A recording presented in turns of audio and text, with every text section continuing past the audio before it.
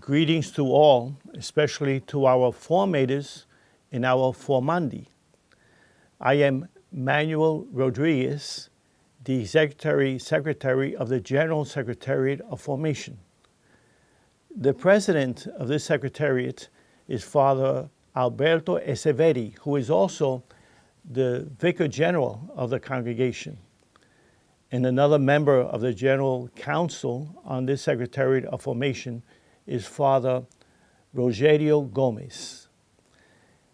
This is the first of a series of videos that we would like to make to present and explain the Ratio Formationis Generalis, which has just been actualized this year in 2020.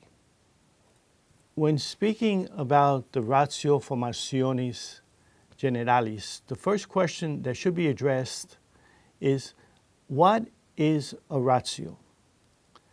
The word ratio comes from Latin and means reason, rationale, the motive for something. What a Ratio Formationis is in essence, are the values and principles that should be the foundation for formation. From this basic document of values and principles, the particular ratios, that is, of the congregation's units and conferences, are formulated.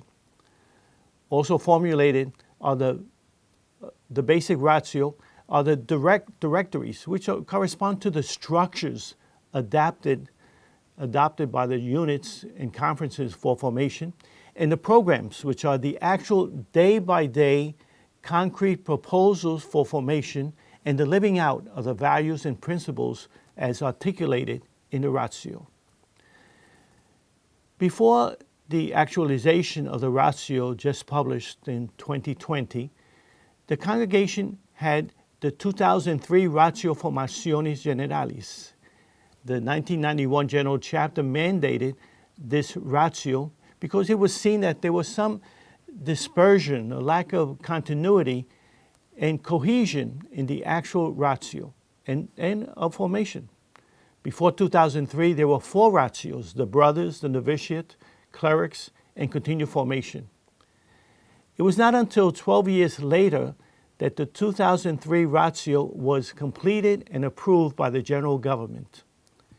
In 2016, the 25th General Chapter asked that evaluation of the formation programs be done by the units and the conferences. And when the General Secretariat of Formation over 2 years ago reflected on this decision, we saw that any evaluation would need a reference point. And logically, that reference point is the ratio, and it needed to be updated. Since 2003, among other influences, the congregation has celebrated 4 general chapters. In 2015, the general government had published the Decree on Formation, which established for us some vocabulary and essential elements of the different stages of formation. And thirdly, the Vatican had published several very important documents relating to formation and the religious life, including the results of different synods of bishops that made references to formation. The need for a new ratio was also seen from the perspective of restructuring and reconfiguration. Both restructuring and reconfiguration take their motivation and are energized from the fidelity to the Redemptorist mission and charism. It is generally agreed that the term restructuring is not the best, but it is functional within our understanding of including conversion and the faithfulness to our charism. The concept and values of restructuring appear in our constitutions. For example, Constitution number 96, when speaking of adaptations to our apostolic necessities. And reconfiguration has more to do with the structures, for example, the size, the geographic areas, and so forth, of the units. As with restructuring, renewed configuration is also reflected in our constitutions. For example, Constitution 107. From the concern for mission, the reconfiguration of units with the consequent reconfiguration of formation programs, the reason why we mention this now, is affecting the number and size of provinces, vice provinces, regions, and missions. And with these reductions, there also comes the reduction of councils, secretariats, commissions, and so forth, and so the releasing of more men for mission.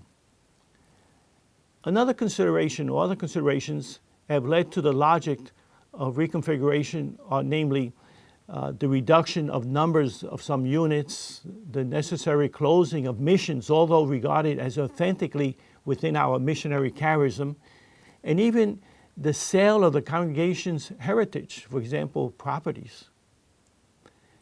An interesting observation with regards to this actualized ratio is the presentation right in the beginning of the profile of the Redemptorist Confrere shaped by the new vision of restructuring. The profile is again presented towards the end of the ratio as part of the general government's decree of 2015 on formation. The first directive of the profile is the participation in common novitiate programs of the units belonging to the same conference, which also promotes interculturality. In general, this is going well within the whole congregation. However, some exceptions have had to be made because of special circumstances, including the restrictions on travel and the obtaining of visas to some countries. What we have seen is that the common conference novitiates create long-lasting relationships and bonds between the confreres from different units, where there is a common preparation for final vows programs in the conferences. These relationships and bonds are strengthened with the coming together again of the confrere candidates.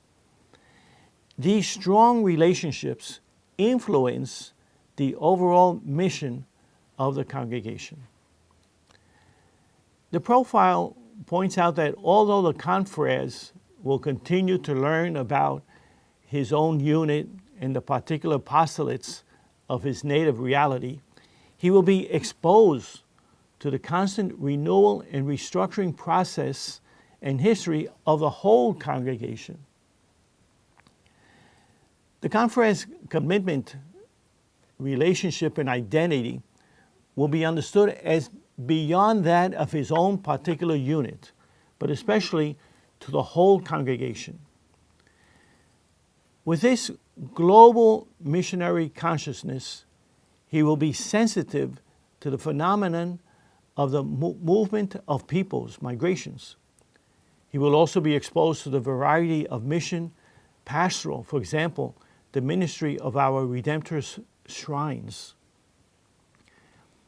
This experience of belonging and participating in the mission of a worldwide congregation should awaken in the confrere alertness of the signs of the times and the making of vital apostolic decisions that respond ever anew to our call as Redemptorists to mission. And for our reflection, I would like to propose the following questions. In light of the evaluation of the formation programs asked by the 25th General Chapter, do you think that a justified starting point is the updated Ratio Formationis of 2020? That is, the document that presents guidelines, principles, and values that regulate formation. Please explain. The second question for reflection is, concretely, how have restructuring and reconfiguration influenced formation in your conference? And the third question is, what should we as a congregation do to continue to strengthen our formation programs for the sake of truly preparing future Redemptorists for the mission of the congregation as presented in the priorities of the conference. This was the decision number 30 of the 25th General Chapter. And finally, this presentation, also written and also in the format of the video, is available on this new webpage of the Secretariat of Formation. I would like to ask you to look at this webpage, and under the section that talks about the Ratio Formationis will appear this talk and this video. Thank you all very much for your watching this video, for your attention to the different thoughts, reflections being presented. And we continue to pray for all of our formation of all our congregation. Thank you, and God bless you.